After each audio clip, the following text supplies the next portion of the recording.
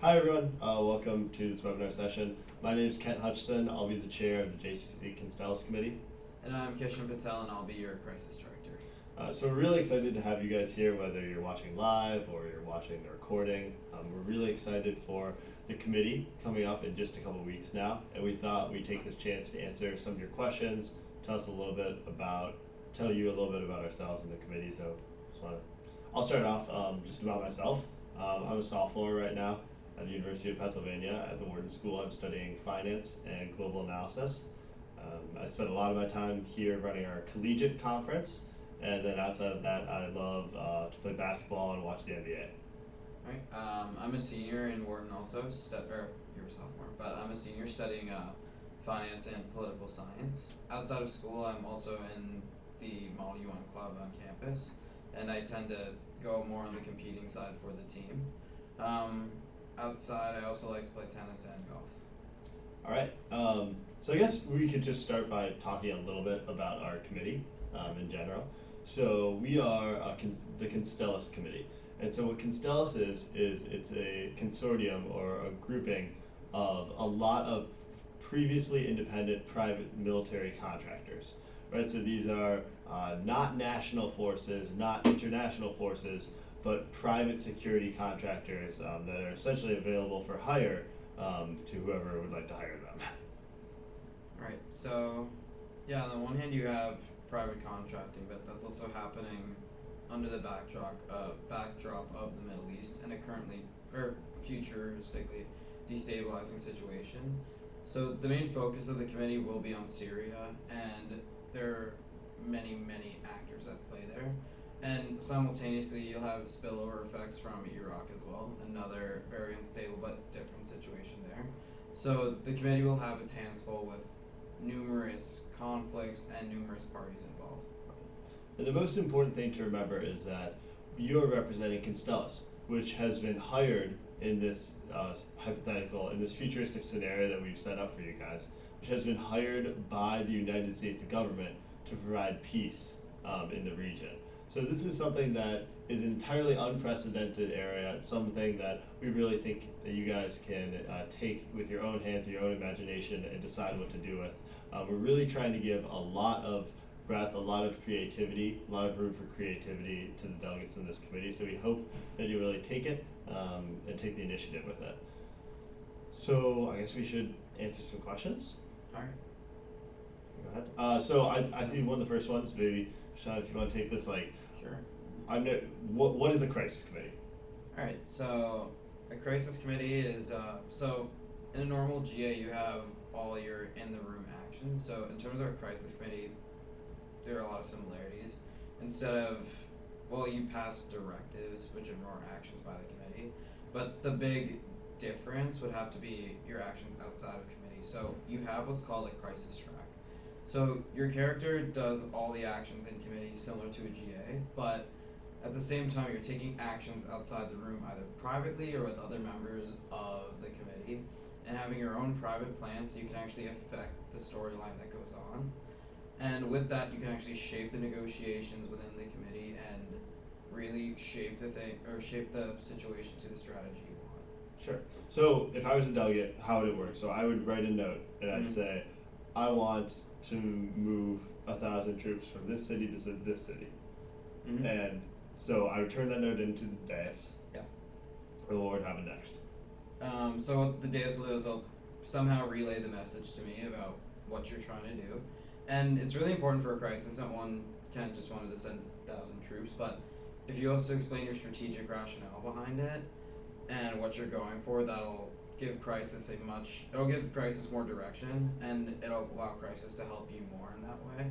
So yeah, to your question, you give the dais your note, the dais relays the message to me, or the crisis room in general, and we figure out we figure out your plan, and then we more or less will go along with it, unless it's too wild and ridiculous that it doesn't make sense. But we're very, very receptive to creativity, so yeah, we get the idea, and then we relay that back in the form of what are called crisis updates. So let's say you move 1,000 troops and they get into some sort of conflict, that'll come back as a crisis update. All right. I guess we could talk a little bit about character bias, since we have a few questions about that. The first that we have is talking about what it would mean to be the head of marketing for Constellus. And then we just received a question about who is supposed to be the head of the land forces. So thank you for that. That was nice. I guess this is a good chance to just talk about character bios in general. So one of the special elements of a crisis committee is that each delegate in the committee will get to represent not just a country, but a specific character. So, for example, if you were the head of marketing of Constellus, that would mean that you are in charge of all the marketing and publicity efforts that the Constellus group undertakes. And there are lots of ways that you could specifically affect committee as the head of marketing. So one thing that you could do would be to organize press releases that spin Constellus's actions in better light, or work to make sure that the branding and the public image of Constellus is in line with the mission statement that you're trying to perpetuate. So these are like very important things that you need to think about how to approach this committee, not just from the perspective of a board member, but from your specific position. That's pretty comprehensive actually. But one thing I'd add to that is, as head of marketing, remember you can emphasize your brand image not just in the US but also in the Middle East as well, because one of the concerns of this committee will be public opinion and more or less getting them on your side if that's possible. So what you're gonna need to do, and what's gonna be important especially for marketing, is try to improve your image in the region if you can. And then as far as the question we just received about who is supposed to be the head of land forces, I guess I could take that and we could take that in one of two ways. The first is that the head of land forces in this committee, we're just using position titles. We're not using actual like delegate names or position names. So if you're the head of the commander of the land forces, you're the commander of the land forces, and that is how you'll be referred to throughout committee. The other more logistical way, I guess you could take that question, is that your schools will divide up positions. So we're not here to tell you which position you have to take if your school received more than one position in a given committee, but that is definitely something that you will be decided. Okay. All right, we just got a new question. Oh, okay. Okay, so can they see the questions, or should I read it out? Read that out. Yeah, okay. So the question is, will crisis be introduced in GA or specialized committees? So the answer to that is no, they won't. So GA and specialized are their own sort of branch, if you will, and crisis is its own animal, so to speak. So no, there won't be any crisis updates in GA or specialized. So two-parter to this question: in case there's a midnight crisis, how might it work? Oh, nice. Are we doing midnight? Or I guess it's a surprise. Maybe. But do you want to talk about it, like what that is? So a midnight crisis is essentially, well, it happens around midnight. So what will happen is everyone will be in their pajamas getting ready for bed, maybe asleep already. And what the committee will do is we'll come knock on your door, wake you up. You won't be in the mood, but it's part of the crisis. It really gets you in the mood of things happening completely unexpectedly. So it'll add a new excited twist if it happens. So yeah, we wake you up really late at night, you get brought to the crisis room, and committee begins again, but with a fresh crisis update. Yeah, it's a lot of fun. If and when that does happen, I think that you'll be looking forward to it. It's just kind of crazy to see everybody in, sometimes in their pajamas, sometimes changed into Western business attire, but it's very fun. And then usually the next morning you get some time off, so that's also nice. Yeah, just I guess about the committee and crisis in general, it's important to realize that we are the only there are only two other committees at ILMUC India that will be using crisis tracks and using crisis, and it's really kind of an exceptional thing because first of all we have twice the manpower of the other committees, so we have twice as many brains trying to figure out what you're doing, evaluating the delegates. That's something we think is really valuable. And it's also very exciting. It's an exciting thing when compared to a GA or an EcoSoc specialized. You really get a lot more personal attention because one, the committees are smaller, and two, we have more resources to devote to you. So we really are looking forward to kind of exploring that. I know that crisis is sometimes seen as an intimidating kind of thing, but if you've done the big eco-socs and GAs, I mean, you're going to be good to go. How are we on questions? Okay.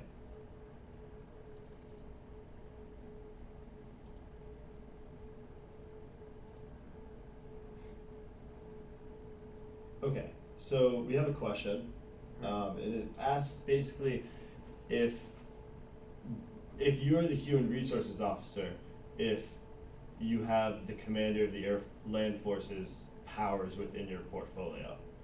That was a bad way to say it. Yeah. Wait. I'm trying to understand the question. Right.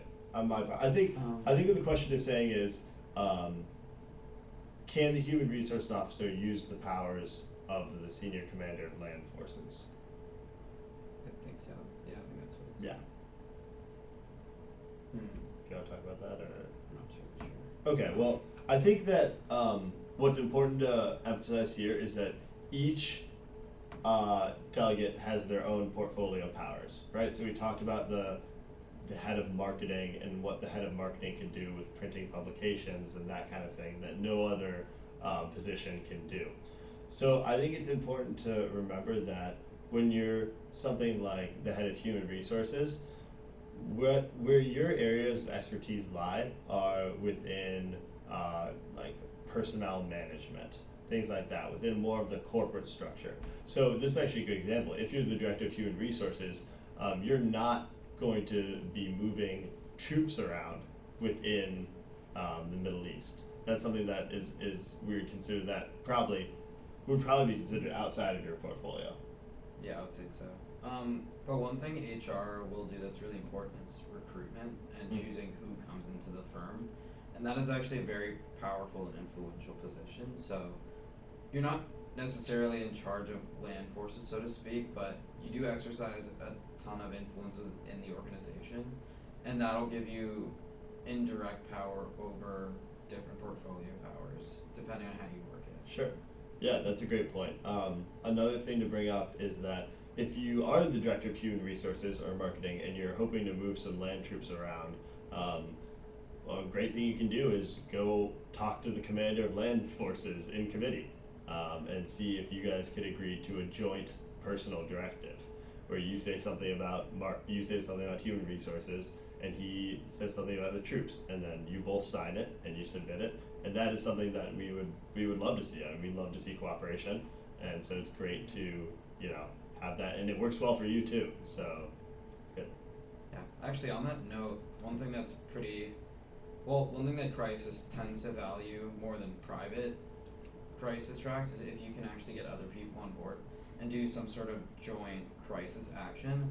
That it shows a ton of initiative both to the Deus and Crisis, but it also shows that you can take private actions, but you can also work as a team at the same time, and you don't have to do everything by yourself. So, per Ken's point, if you're able to do that, that'll be looked on very favorably. Yeah, definitely great to interact with people. I guess we could kind of talk about how debate tends to go a lot. And this is a small committee, so we'll probably have a total of 15 delegates in our committee because it's very highly specialized. It's crisis committee, but it's very specific to its topic. So a lot of times what will happen is there'll be the formation of blocks, right? Maybe a couple blocks, like one of 8 and one of 7. Obviously it would be the evenest split, the most even split, but a lot of times there are different splinter groups. And kind of what our aim is, I guess in a way, is to try to always be the force breaking up those blocks or putting some stress on those blocks.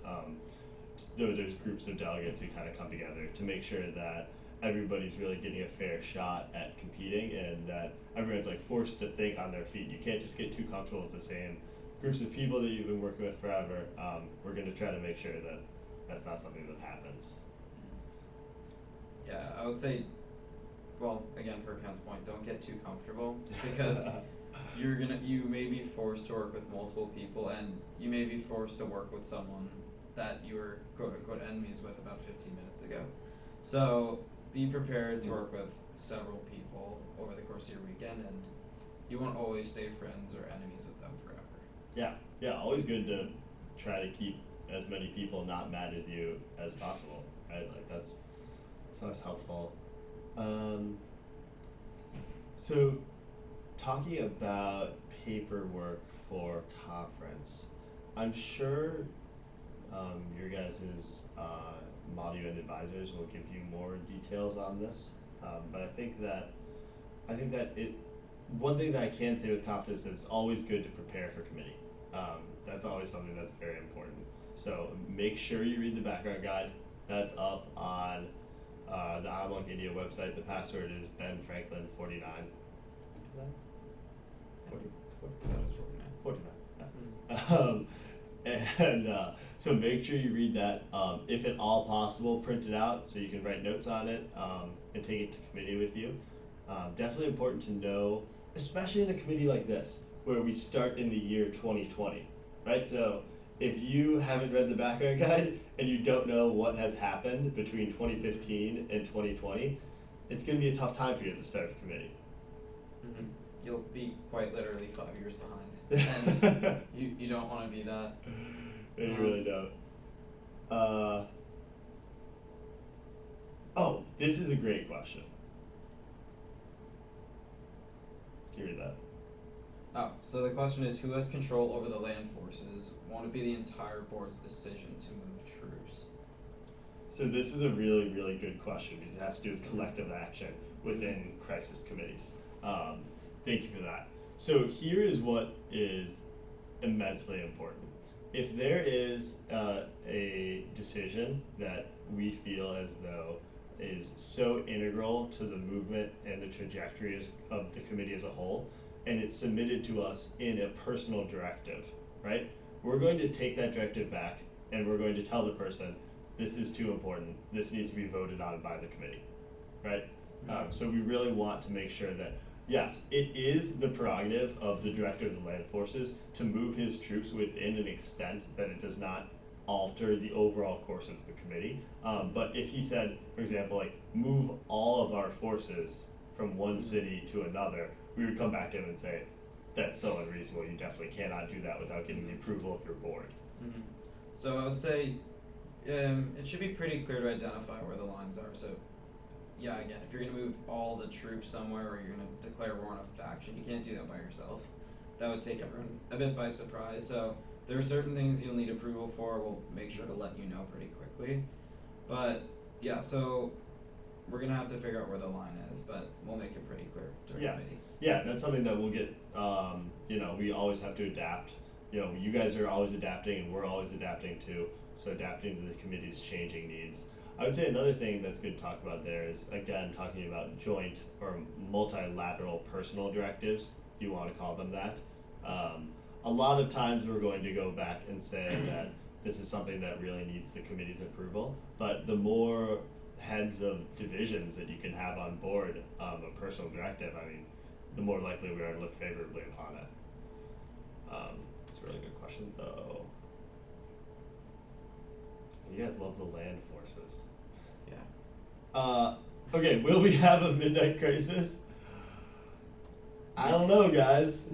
Maybe not. Maybe not. I don't know. Do you guys want a midnight crisis? Let us know. Send us messages that let us know if you want a midnight crisis. I think they're fun. I would get up. I'd get up to do it. I just probably wouldn't go to sleep. A part of the excitement is it's a surprise. So if you know what's going to happen, then but when you don't know, it actually gets very exciting. I will say that you are for sure in one of the 3 most likely committees to have a midnight crisis. So that's a good question actually. I'm not sure if everyone here is in the Constellus committee, but if not, we're very happy to take questions about other committees, answer them as best as we can. Check the other one. Ooh. Okay, here's a question. A human resources officer is also responsible for the enforcement of guidelines regarding the conduct of private soldiers and enforcing those rules if violated. True. All right. Is it possible that the head of human resources can have his representative on the ground to monitor the enforcement of rules? Also a great question. I think the answer is yes. Yeah, I would say the answer is yes. So as HR, you're supposed to monitor whether your company and its employees are following the code of conduct. So if you have someone on the ground, and that'd be useful to your job, and you could get the committee on board with having some overseer like that, then by all means, I'd say yes. Right. And remember that, like, you're the director of human resources for a huge multinational company. Like, you have the resources. Like, you have the means at your disposal to, you can definitely spare a person to send there.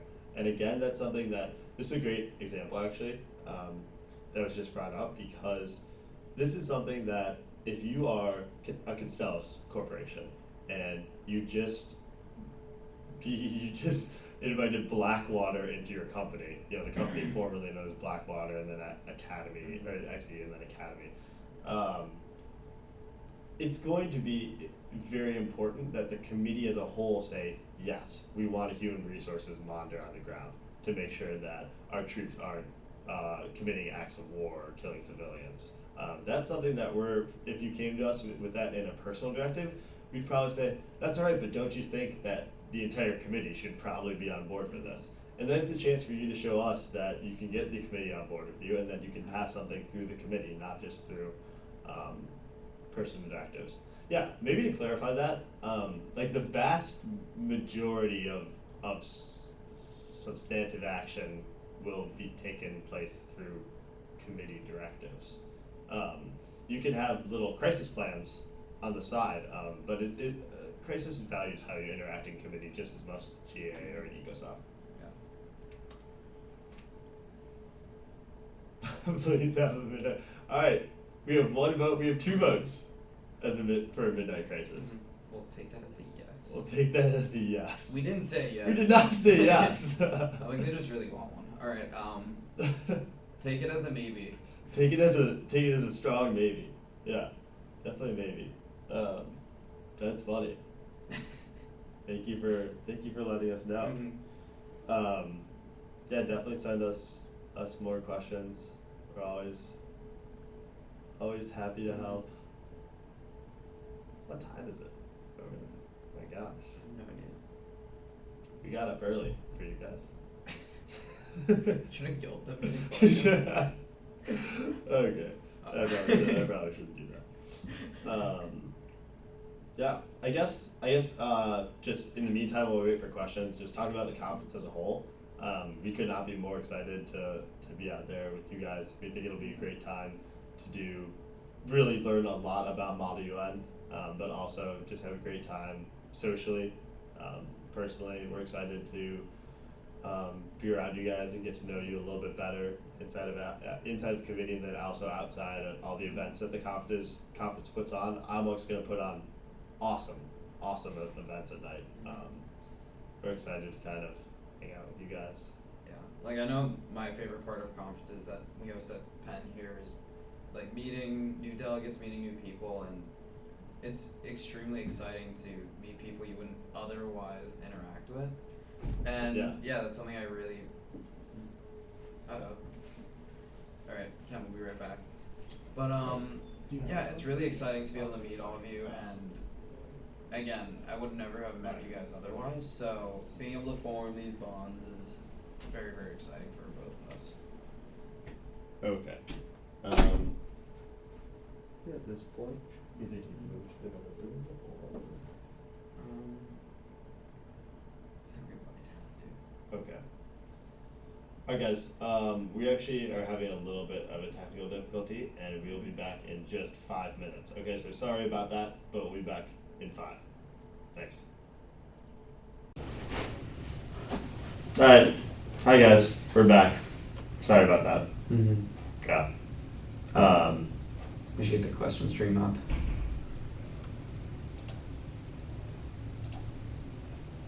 Alright.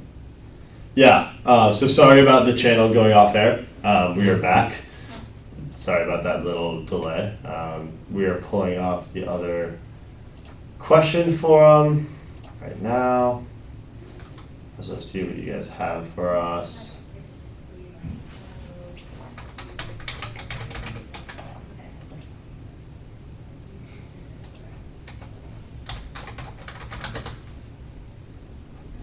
Awesome. And okay. Let's do this one. Will action orders be accepted? So just directives, right? Yeah.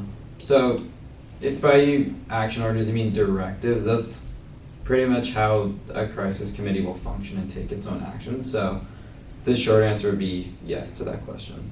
Yeah, definitely. I'd say that action orders, besides press releases and communiques, are the only things that you'll ever vote on. So in a crisis committee, you really just have these shorter. For those who may not have been in a crisis committee, there are these shorter resolutions. They're called action orders or directives, and essentially what they entail is just a small, very concentrated, very specific action that's taken. In order to respond to a crisis that we've given out. So yes, definitely action orders. Let's not do that one yet. How about this? Will we have a country spokesperson? So for example, if we want to talk to the US spokesperson, is it possible that a representative from that country will be there? This is definitely something I should not be talking about, but yes, the answer is definitely yes. Yeah, so any sort of country representatives, if you wanted to talk to them, that could be facilitated through crisis. So crisis, think about it as everything that's not in the committee room already, so to speak. So yeah, if you wanted to talk to someone from the US, you wanted to talk to a representative of the Syrian government, anything, you could facilitate that through crisis. And if it's seen as relevant to the committee, we will be pretty receptive of those kind of meetings. Yeah, we'll definitely, you definitely have the ability to get someone that you need to talk to come. I think that just like was just said, what's most important is that you provide good rationale, a good reason why you need to talk to them. You know, it's not just, we're not just going to bring them in for the heck of it. We're going to make sure that you guys have a very important reason that you need to talk to them, either individually or as a committee as a whole. Question though.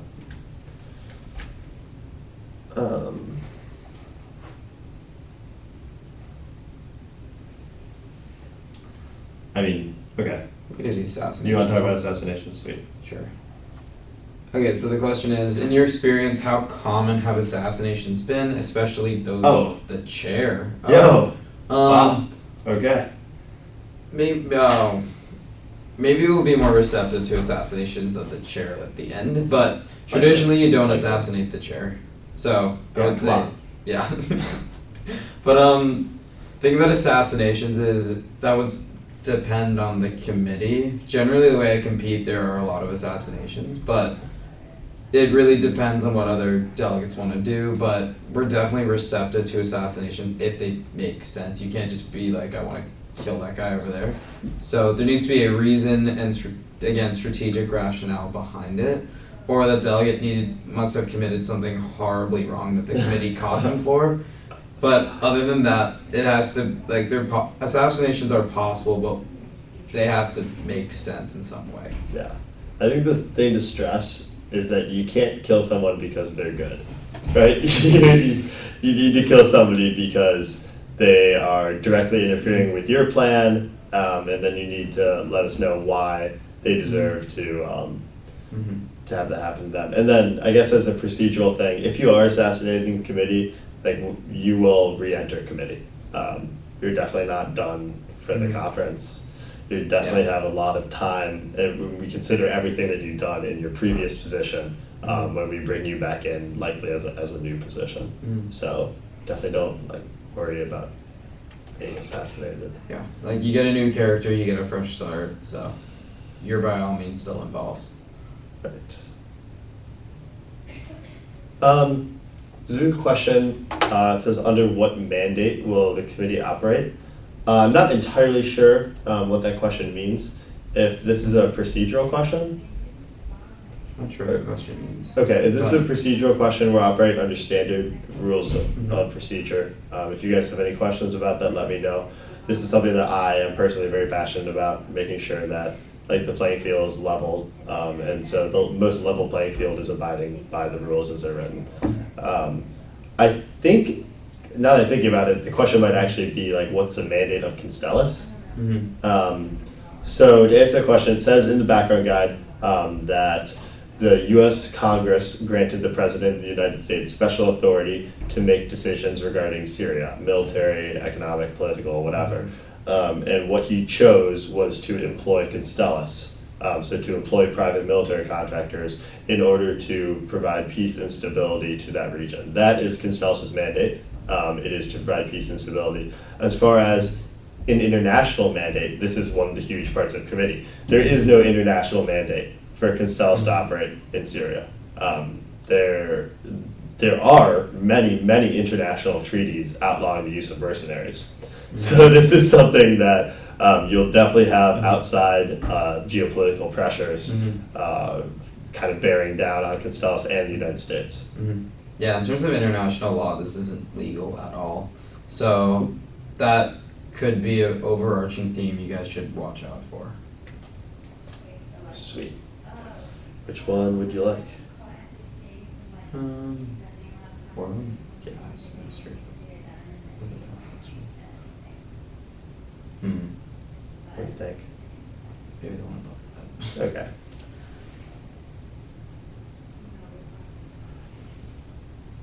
How does the committee function with its block formations, keeping in mind the year is 2020? Do you want to take this one? Sure. So I think that, so yes, the start date of the committee is 2020, so 5 years in the future. And we have laid out exactly what has happened in 2016, 2017, 2018, 2019, and 2020 up to this point in the background guide. So I think that blocks will form in a very organic way. I don't think that the start date being in the future will change that in any way. I think that while it might be kind of usual that you'll start off committee and maybe some of the more military focused people will be working with each other and some of the more internally focused people will be working with each other. I would not be surprised at all to see that shift numerous times over the course of the 4 days that we're together. Yeah. Don't expect to be in the same block the entire time. That's something I think we emphasized earlier, but emphasizing it again, you will move around most likely, and again, you might be working with someone you were an enemy with a few minutes ago. Right. Alright. Well, military or civilian courts? Alright. So this question is, will military contractors be tried in civilian or military courts if they violate the code of conduct? So generally what I experience in crisis committees is when you violate the code of conduct, well, to speed things up and involve the committee more, you're effectively tried in front of the committee. And the committee, there will be some voting procedure where the committee will decide if you're guilty or not and what your punishment will be. This format actually I think is more fun. So it's not really a civilian or military court, it's more of an internal court system. Yeah. Okay. We have a question here about the extent of the capabilities for the oil and natural gas minister. So this is kind of, again, a portfolio power centric question. So I guess the answer here would be that in this specific case, you're going to be concerned a lot with the kind of supply side logistics of Constellus. So obviously making this offensive campaign is a huge logistical undertaking.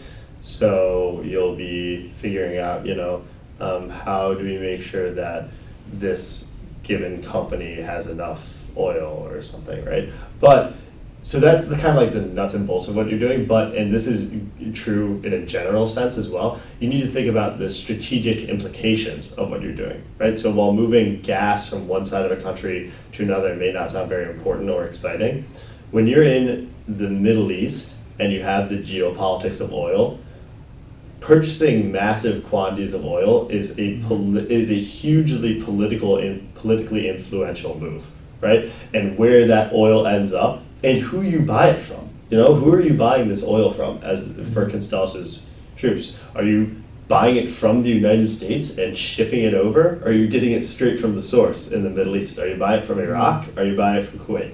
These are very important things that will really change how much leverage you have in committee. That was summed up pretty well. Will the CEO be available in committee? Yes, that's me. Yes, Hutch is your CEO, who you cannot assassinate. But yeah. So, well, okay, like we joke about that a little bit, but like in all honesty, like I'm serving as like the nominal CEO of Constellas. That's a fairly common move in crisis committees. If you have like a question for the CEO or something, that is still something that should be submitted in writing to crisis, right? And then we'll figure it out from there. Yeah. That actually is a good question. So I definitely think about that. Here's a question from a while ago. Are points of order being entertained? Yes. So there are generally like a small number of points that you can make at any point during debate. Well, a point of order is the only point you can make at any point during the debate. But like there's some points that you can just raise unilaterally by yourself. Do that. Do a point of personal privilege if the room is too hot or cold. Something that we really, I think, are going to try to emphasize in committee, especially, is like points of information, because that's really important. Not everyone has had the opportunity to be in a crisis committee before, or any committee at all. This might be someone's first time in Mod UN, and so we really want to make sure that while we're going to have like exceptional levels of debate, we want to make sure that the barrier to entry is low. So if there's at any point you have a question about like what's going on, like why is this happening, why can't I make this motion, raise a point of order, and we will definitely do our best to get everybody back on track. Yeah.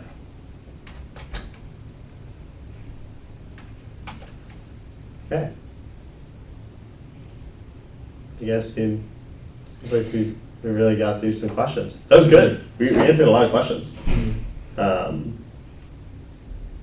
Yeah, I guess it's important that like we're always available via email. Yeah. Our emails are up on the ILMUG India website under committees, crisis, and then Constellas. Yeah, like we're happy to answer any questions you guys have. Like we know some of you are doing this for the first time, so we're always we're at one point in our life we're new to crisis, so it can be a bit confusing. So yeah, just if you guys have any questions, just feel free to reach out. We'll get back to you soon, and we're looking forward to seeing everyone. Yeah, I could not be more excited. Oh, another question.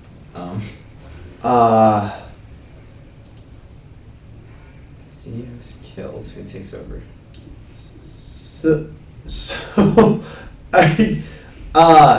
So like there will always be a chair to moderate debate. Okay, so maybe this is important.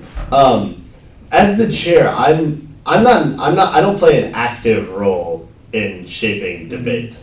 I am only there to moderate that debate. So I'm there to call on people, to make sure that everyone gets equal speaking time, and to go through the procedural things, like when you can vote, when you cannot vote. Like, if I was assassinated, like, under no circumstance would, like, a delegate then become the chair, unless there's a motion to serve as the moderator of a moderated caucus, which I've seen once in my entire life and worked somewhat successfully. I'm not even sure if I would entertain it. I mean, I don't know. I didn't know you could. Yeah. Sure, but yeah. So essentially, like, it's theoretically possible to kill the CEO, but Ken is still going to be your chair. And yeah, you guys are stuck with me. He'll just become the new CEO, like just different name, I guess. But yeah, you could effectively kill the CEO, but it would basically do nothing. Yeah, but if that works with your crisis track or whatever, like that's cool. Okay. Okay, so we're getting lots of questions now. So we'll Alright. try to answer them quickly because we both need to head out soon. Is the UN Charter and other international conventions still valid? They're still valid in the sense that other countries have signed them, but in this scenario, the US has gone against a lot of international law. So having mercenaries in general is against international law. Mhm. So what you're going to find from the international community is maybe not as much forgiveness because a lot of these actions are illegal. So Yeah. keep that in mind as an overarching theme. Great point. Okay, this is a good question too. Correct me if I'm wrong. Is the overall objective of the committee to topple the currently standing Syrian government? So, as we just discussed, the mandate of Constellus is to provide peace and stability to the Syrian region. So, a lot of what that is going to have to do with is the current Assad regime, right? So, if there was some kind of hypothetical where you could maintain both peace and security while working with the Assad regime, that would fulfill the mandate. That said, that would be very, very surprising if that was something that you were able to do. Maybe you guys can prove me wrong there.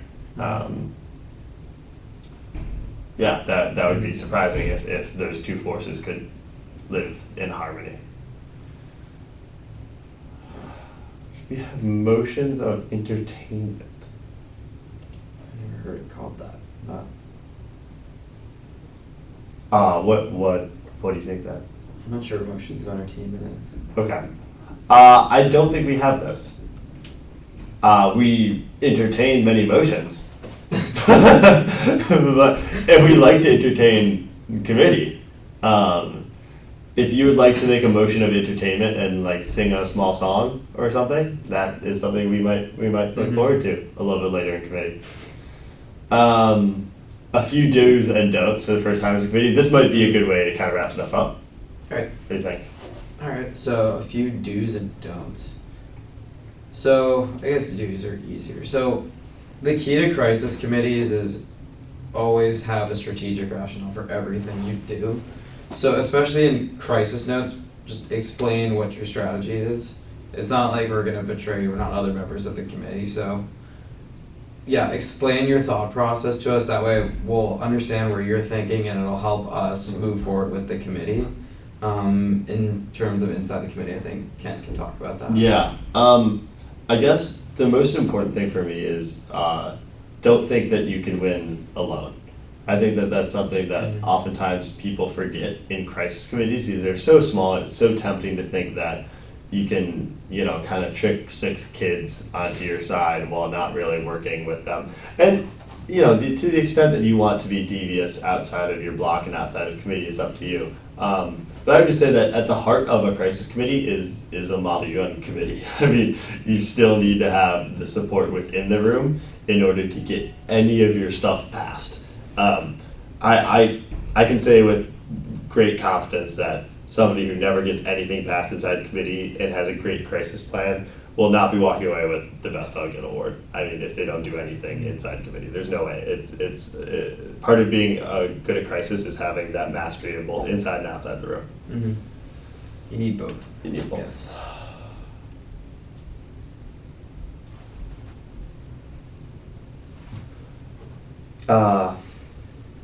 If in the okay, so I think we might have to conclude on this question. Yeah. So the question is, if in the line of fire any soldier from Russia dies, does Russia declare war against the USA or Constellus? So to that I would say it depends on the circumstances. So let's say one